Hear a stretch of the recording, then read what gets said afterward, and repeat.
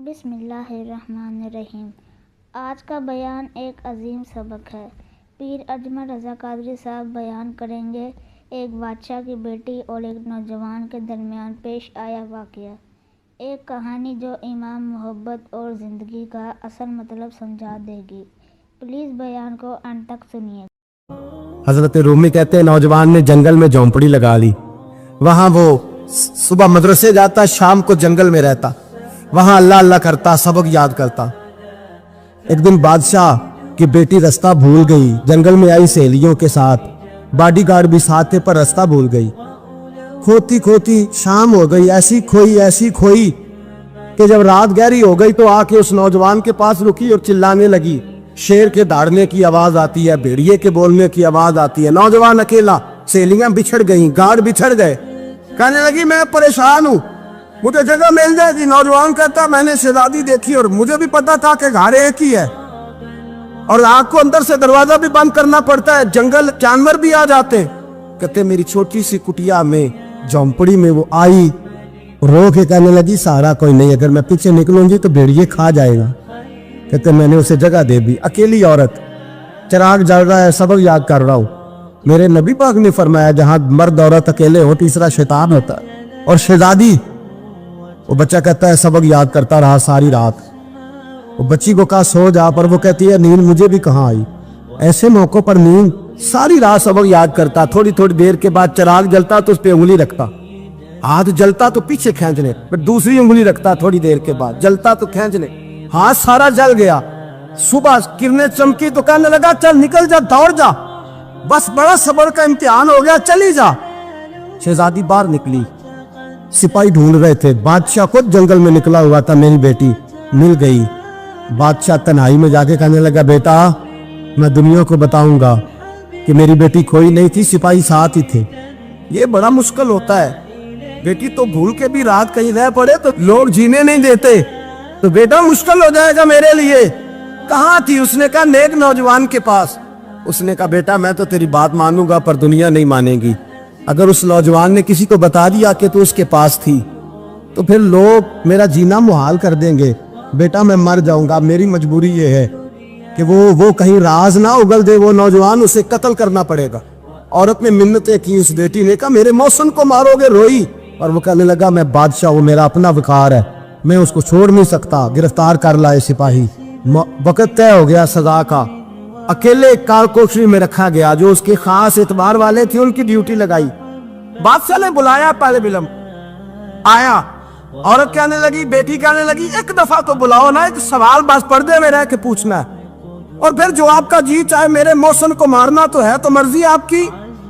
سامنے کھڑا کیا، نوجوان پردے کے پیچھے، عورت کھڑی ہو گئی، بادشاہ بیچ بیٹھ گیا۔ بی بی کہنے لگی ساری رات بیدار میں بھی رہی، سویا تو بھی نہیں، وہ جو تو چراغ کے قریب ہاتھ لگا کے جلاتا تھا وہ سمجھ نہیں آئی۔ نوجوان رو پڑا، کہنے لگا کیا کروں، میں نے رسول اللہ کا دین پڑھا ہے، کیا کروں، میں نے حضور کا دین پڑھا ہے، میں نے پڑھا ہے کہ زانی کو سب سے نیچے دوزخ کے سب سے نچلے درجے میں جلایا جائے، اسے جہنمیوں کا پیپ اور ریشہ پلایا جائے، کند کھلایا جائے، یہ روایتیں پڑھی ہوئی تھیں۔ تھوڑی تھوڑی دیر کے بعد شیطان مجھے کہتا تھا بدکاری کر لے، میں اپنا ہاتھ اسی وقت جب شیطان مشورہ دیتا تو میں آگ پہ کرتا، میں کہتا اگر یہ برداشت ہو گئی تو وہ بھی ہو جائے۔ جب ہاتھ جلتا تو میں سمجھ جاتا نہیں تجھ سے تو یہ نہیں برداشت ہوتی تو وہ کیسے ہوگی۔ پھر مجھے شیطان مشورہ دیتا کوئی دیکھ نہیں رہا تو بلانے نہیں گیا، خود آئی، میں دوسری انگلی لگا دیتا۔ میں نے ہاتھ جلایا اور میں سمجھ گیا جب چھوٹے سے چراغ کی اتنی سی شمع کی آگ نہیں برداشت ہوتی تو دوزخ کیسے برداشت ہوگی۔ کہتا میں باز آیا۔ بادشاہ نے یہ کہانی سنی، لفظ سنے تو چیخ مار کے رویا، کہنے لگا او طالب علم تو میرے نبی کا سچا غلام ہے، اور میرے رسول کے جو سچے غلام ہوتے ہیں انہیں پھانسیاں نہیں دی جاتی، انہیں تخت پر بٹھایا جاتا ہے۔ اب تجھے سزا نہیں ہوگی بلکہ میں اپنی بیٹی کا نکاح تیرے ساتھ کروں گا اور میرے بعد اس سلطنت کا بادشاہ بھی تو ہی بنے گا۔ اب وہ نوجوان وہاں نعرے لگا رہا ہے، کہتا لوگو تم مجھے کہتے تھے دین سے کیا ملتا ہے، دین سے تو اللہ تخت و تاج بھی عطا فرما دیتا ہے۔ اگر نوجوان شرم و حیا والے بن کے رہے اللہ ساری عزتیں دے دے گا۔ دیکھیں نا اللہ کے فضل سے عزت ملتی ہے، اور جب کوئی عزت داروں جیسا کام ہی نہ کرے एक बात और अर्ज करनी है पर वक्त थोड़ा रह गया।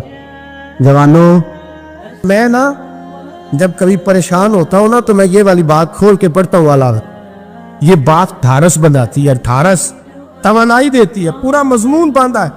आला हजरत कहते हैं बेरूपिया था, मदारी, रूप बदल बदल के दिखाया करता था, बादशाहों से इनाम लेता था। एक दिन औरंगजेब आलमगीर के पास आ गया, कहने लगा मैं रूप बदलूंगा, अगर आप पहचान ना सके तो मैं इनाम लूंगा। आपने फरमाया मैं कोई ऐसे वैसा बादशाह नहीं, कहा मुझे धोखा देना मुश्किल है। कहा नहीं, मैं रूप बदलूंगा। हजरत औरंगजेब आलमगीर बड़े नेक बादशाह गुजरे, बड़े परहेजगार। वो बेरूपिया कहने लगा मैं रूप बदलूंगा, आप नहीं पहचान सकेंगे। फरमाया चल जितना तेरे अंदर जोर है लगा ले। हजरत ने ऐलान किया कि मैंने फौजी भर्ती कर दे, 2 माह के बाद टेस्ट होगा। वो 2 महीने दौड़ता रहा, रंग रूप बनाता रहा, आया टेस्ट देने, 2-3 सिपाहियों का इम्तिहान लिया, उसकी बारी आई तो 10 रुपए दिए, कहने लगे तेरे आने जाने का कराया, मैंने तुझे पहचान लिया है। कुछ दिनों के बाद जाने लगे सफर पर तो भिखारी आ गए खैरात मांगने। उसने भी सारे मुंह पर स्याही मार ली, कपड़े फाड़ लिए, सर के बाल मुंडा लिए, भवे तक कटा ली, बदरंग होके आया। कासा आगे किया तो हजरत ने 10 रुपए डाले, कहने लगे तेरे आने जाने का कराया, मैंने पहचान लिया है। कुछ दिन गुजरे तो टीचर की जरूरत थी, उसने मुंह से बड़ी कर ली, दाढ़ी नकली लगा ली, सर पे जिना कैप पहन ली, एक शेरवानी ले ली और हाथ में छड़ी पकड़ के आया। कहने लगा मैं उस्ताद हूँ, 2-4 बंदों का इम्तिहान लिया, उसकी बारी आई तो 5 रुपए दिए, 10 रुपए दिए, का तेरा कराया, मैंने पहचान लिया। 2 साल गुजर गए, वो जब भी आता हजरत पहचान लेते। एक दिन सफर पे जा रहे थे, बहुत बड़ा लश्कर था, जिहाद करने जा रहे थे औरंगजेब आलमगीर। तो देखा एक पहाड़ी है, पहाड़ी पे लोग जा भी रहे हैं आ भी रहे। औरंगजेब आलमगीर पूछने लगे यहाँ क्या है? कहने लगे बाबा जी बैठे हैं दुआ करते हैं, अल्लाह के नेक बंदे हैं। औरंगजेब कहने लगे यार पुराने लोग सारे ही अल्लाह वालों को मानते, ये भी मुसीबत आई है जितनी नहीं आई है, सारे लोग ही मानते। कहने लगे जरा मैं दुआ ना करा लूं, बच्चे काम जा रहा हूं। औरंगजेब बादशाह थे, बादशाह लोग नाजुक मिजाज होते हैं। घोड़े से उतरे, बड़ी मुश्किल से पहाड़ी पे चढ़े, ऊपर गए तो लाइन लगी है, बाबा जी कार में बैठे।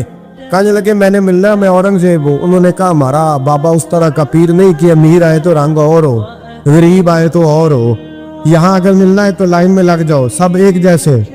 अब लाइन में खड़े हो गए, 50 आदमी आगे थे, कहते 51वां नंबर था। थक गया धूप में खड़ा खड़ा, जब मैं पहुंचा गार के दाने तो मैंने बाबा जी के चेहरे पे नजर डाली तो बड़ा नूरानी चेहरा, बड़ी खूबसूरत लबो लहजा। मैंने कहा मेरे जैसा आदमी भी पगड़ी बांध ले तो अच्छा लगने लग जाता है, बड़ा खूबसूरत अंदाज। कहते हो मैं उनके पास अत्ताहियात की हालत में बैठ गया। मैंने कहा हुजूर मैं जा रहा हूँ जिहाद करने, दुआ करना। बुजुर्गों ने हाथ उठाए, अल्लाह इसकी मदद फरमा, दीन को गलबा अता फरमा, इसे दीन का सच्चा पक्का सिपाही बना। फिर थपकी दी, 2-4 नसीहतें निकाल डाली, देखना जुल्म न करना, ज्यादती न करना, जब तू जीत खर न करना, गुरूर न करना, नसीहतें भी कर दी। कहते अब जब मैं उठा तो 2-4 दिनार बतौरे नजराना मुसल्ले के नीचे रखे और उल्टे कदम जब मैं गार से उतरा, उन्होंने रुमाल झाड़ा और उठ के खड़े हो गए। कहने लगे आज नहीं तूने पहचाना, आज नहीं तूने पहचाना, मेरा इनाम बनता है, आज नहीं पहचाना, ला पैसे। औरंगजेब कहने लगा यार तूने याद कर दी, कहां चढ़ा कहां खड़ा रहा, धूप में थक गया, कमाल कर दी भाई तूने। पता तू क्या लेगा, अब तू देख जल्दी बता, वो कितने लोग पीछे धूप में खड़े हैं, लश्कर सारा खड़ा है, क्या लेगा? उसने कहा सबसे कीमती हीरे वो है जो तेरे सर के ताज में लगे हुए, मुझे तेरा ताज चाहिए।